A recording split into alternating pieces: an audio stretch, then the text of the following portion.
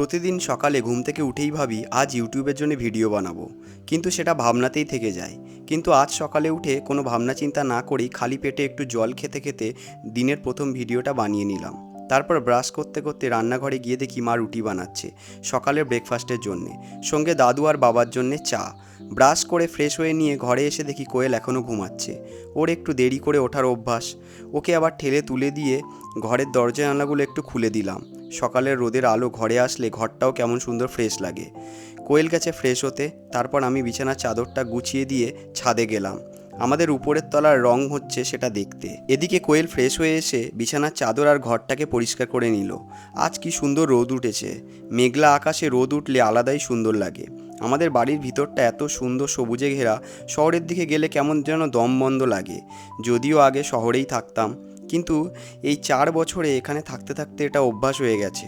সকাল থেকেই আমার ক্লায়েন্টদের কল আসা শুরু হয়ে যায়। তাদের সাথে কথা বলতে বলতে কোয়েল দুজনের জন্য ব্রেকফাস্ট নিয়ে চলে আসে। ব্রেকফাস্ট সেরে নিয়ে আবার উপরের তলায় গেলাম ঘরের রং ঠিকঠাক হচ্ছে কিনা দেখার জন্যে। আসলে কি বলো তো, নিজে দাঁড়িয়ে না থাকলে মিস্ত্রিদের ভরসা যদি ছেড়ে দাও, ওরা কাজ গোলাবেই। আর এই দেখো, এটা আমাদের সব থেকে প্রিয় জায়গা, আমাদের খোলামেলা কমন ব্যালকনি। এখানে এত সুন্দর হাওয়া দেয় যে একবার বসলে উঠতে ইচ্ছা করবে না। ভাই দোকান থেকে সোডা জল নিয়ে এসেছে, জলজিরা বরফ দিয়ে সেটা শরবত বানাবে। তাই আমরা দুজন তাড়াতাড়ি করে নিচে চলে এলাম। নিজেদের গাছের লেবু পেড়ে আনলাম। শরবতে লেবু না দিলে জমে নাকি? বহু বছর পর সোডা জল খাচ্ছি, সেই ছোটোবেলায় স্টেশনে গেলে মেলাতে গেলে খেতাম। অনেকে এটাকে ফটাস জলও বলে। ভাই আর কোয়েল দুজনে মিলে বানালো শরবতটা। খেয়ে ভীষণ আরাম পেলাম। কোয়েল আমাকে দেখাচ্ছে যে ওর গ্লাসটা কত বড়, কিন্তু ওর শরবত পেয়েছে এতটুকু। ভাই সবাইকে গিয়ে গিয়ে শরবত খাওয়ালো। তারপর যতটুকু শরবত হাঁড়িতে ছিল পুরোটাই ডিরেক্ট হাঁড়ি ধরেই মেরে দিল। সেটা দেখে কোয়েল হেসে কুপোকাত। যেহেতু আমি চিকেনটা একটু ভালোই রান্না করি, তাই বাড়িতে চিকেন আনলেই ওটা রান্না করার দায়িত্ব আমারই থাকে। কিন্তু আজ কোয়েল জেদ ধরেছিল ও রান্না করবে, আর আমাকে শুধু দাঁড়িয়ে ইনস্ট্রাকশন দিতে হবে। আমার বারবার বলা সত্ত্বেও কথা না শুনে বড় বড় চিকেনের আলুগুলো ছাকা তেলে ভাজতে গিয়ে হাতে গরম তেল পড়লো। ব্যাস আর কি, সেই আমাকেই করতে হলো পুরো রান্নাটা। কিন্তু মাঝখান দিয়ে ওর হাতে ফোসকা পড়ে গেল। যদিও সঙ্গে সঙ্গে ওষুধ দিয়েছিলাম বলে অতটা ক্ষতি হয়নি। তারপর ঝটপট স্নান করে নিলাম। এসব করতে করতে অলরেডি অনেকটাই লেট হয়ে গেছে। সবাই একসাথে খেতে বসবো, তখন শুনলাম মা যাবে একটা নিমন্ত্রণ বাড়ি। অতএব আমি, ভাই আর কোয়েল খাবো শুধু। বাবা, দাদু আর কাকার অলরেডি খাওয়া হয়ে গেছে অনেকক্ষণ আগেই। আজকের চিকেনটা খেতে ফাটাফাটি হয়েছিল। খাওয়া দাওয়া সেরে আমাদের পুকুরের কাছে এসে একটু হাঁটাহাঁটি করলাম। আজকের আকাশটা কি সুন্দর লাগছে। তোমরা যারা আমাদের ভ্লগ অনেক আগে থেকেই দেখছো, তারা জানো আমাদের বাড়ির উপরের তলা হতে হতে বন্ধ রাখা হয়েছিল কিছু সমস্যার কারণে, কিন্তু এখন সেটা কমপ্লিট করা হচ্ছে। যদিও পুরোটা এই মুহূর্তে কমপ্লিট করা সম্ভব নয়, তাই ভাই আর আমাদের মানে দুটো ঘর জাস্ট কমপ্লিট করছি। আমরা উপরের ঘরে শিফট হব বলে। যখন ঘরটা শুধু প্লাস্টার করা ছিল, সেই পুরানো ভিডিওগুলো মোবাইলে খুঁজে পেলাম, তাই ছোট করে ট্রানজিশন করে তোমাদের সাথে শেয়ার করলাম। আসলে এই ঘর, নিজের প্রফেশন ফটোগ্রাফি, এগুলো নিয়ে এতটাই ব্যস্ত ছিলাম যে ইউটিউবটাকে আর কন্টিনিউ করতে পারিনি। নিজেরা প্রতিদিন রাতে শুয়ে শুয়ে এটা নিয়ে ভাবতাম আর দুঃখ করতাম।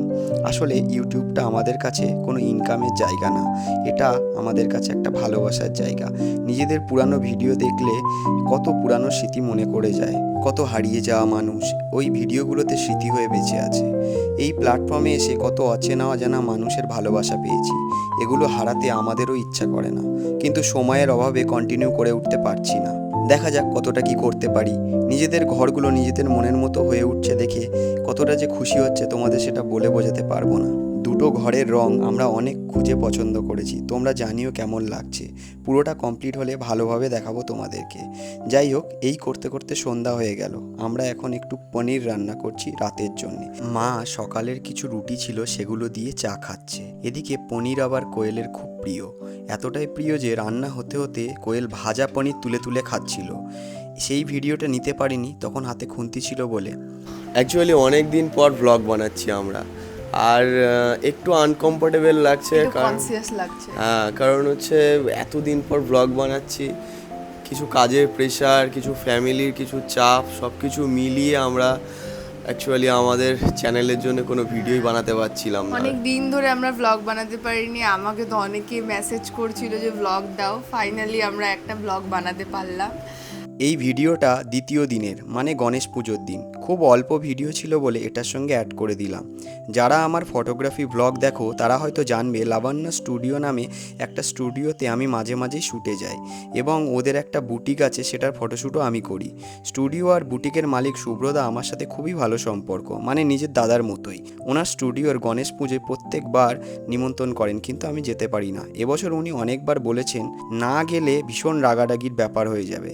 তাই কাজবাজ সেরে নিয়ে বিকেলবেলা দুজনে রেডি হয়ে বেরিয়ে পড়লাম শুভ্রদার স্টুডিওর উদ্দেশ্যে। ওখানে পৌঁছাতেই কোয়েলের প্রথমেই চোখ পড়ল শুভ্রদার বুটিকের শাড়িগুলোর দিকে। ওর অনেকগুলো শাড়ি ভীষণ পছন্দ হয়, পরে কিনে দেবো বলে ওকে সান্ত্বনা দিলাম। তারপর গণেশ বাবার সামনে বসে পুজো আর তার সঙ্গে ঢাক বাজানো দেখলাম। এদিকে রাত হয়ে আসছে, তাই বেশি লেট না করে খেতে বসে গেলাম। নিরামিষ হলেও এত সুন্দর খাওয়া দাওয়ার ব্যবস্থা ছিল যে পেট পুরো ভর্তি করে খেয়েছিলাম। খাওয়া দাওয়া সেরে বাইরে বেরিয়ে নিজেদের একটু ভিডিও ফটো নিলাম। তারপর হাতে টাইম আছে দেখে ভাবলাম আমার কয়েকটা হাফ প্যান্ট দরকার, জুডিও থেকে ঘুরে আসি। তাই প্রথমে গেলাম পার্ক স্ট্রিটের জুডিওতে। বাপরে কি ভিড় কি ভিড়! আমার সাইজের একটাও প্যান্ট নেই, কিন্তু কোয়েলের কিছু দরকারি জিনিস পেয়ে গেল অ্যান্ড সেগুলো নিয়ে ওখান থেকে বেরিয়ে গেলাম। যাওয়ার পথে ভাবলাম একবার এক্সাইড মোড়ে জুডিওটা থেকে ঘুরে যাই, কিন্তু আমার ভাগ্যটাই এতটাই খারাপ যে ওখানেও স্টক শেষ। কি আর করা যাবে, বাড়ির উদ্দেশ্যে রওনা দিলাম। রাস্তায় আসার পথে এক জায়গায় দেখলাম পুজোর প্রসাদ খিচুড়ি বিতরণ চলছে। এই খিচুড়ি খেতে আমাদের দুজনেরই ভীষণ ভালো লাগে। বেশি লাইন ছিল না, তাই ঝটপট গাড়ি থেকে নেমে খিচুড়ি আনতে চলে গেলাম। কিন্তু খিচুড়িটা এতটাই গরম ছিল যে আমার হাত পুরো লাল হয়ে গেছিল, আর একটু হলেই হয়তো হাত থেকে পড়ে যেত। যাই হোক, দিনটা বেশ ভালোই কাটলো। আশা করি ভিডিওটা তোমাদের ভালো লেগেছে। তোমরা যারা আমাদের চ্যানেল এখনও সাবস্ক্রাইব করোনি, জলদি সাবস্ক্রাইব করে দাও।